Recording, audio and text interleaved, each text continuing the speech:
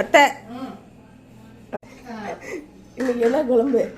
பருப்பு முள்ளங்கி ரசம் தயிர் அவ்வளோதான். சாப்பாடு தோசையா? இல்லை சோறு. போண்டா சொல்லலாமான்னு பார்க்கல, என்ன பச்சி வாழைக்காய் இருக்குது, பச்சி போடலாமான்னு பார்த்தேன். இந்த மாதிரி ஏதாவது செய்யணும். இதுதான் செஞ்சு இப்போ வேலை கழுவுனேன். இன்னைக்கு நேரமா இருந்துச்சு, 11 மணி ஆயிடும். அதுதான் என்னன்னு தெரியல, நீங்க வேலை செய்யறது பார்த்து மனசு தேக்கலையா, அதனால நான் நேரமா எழுந்திரிச்சிட்டேன். சாமி இப்படி இருந்தா நான் இன்னும் போயிருந்தேன். நேரமா எழுந்திரிச்சு மாமியா வந்து சோறாக்கி குழம்பு வைக்கணும். அனிதாவப்பட்டியா?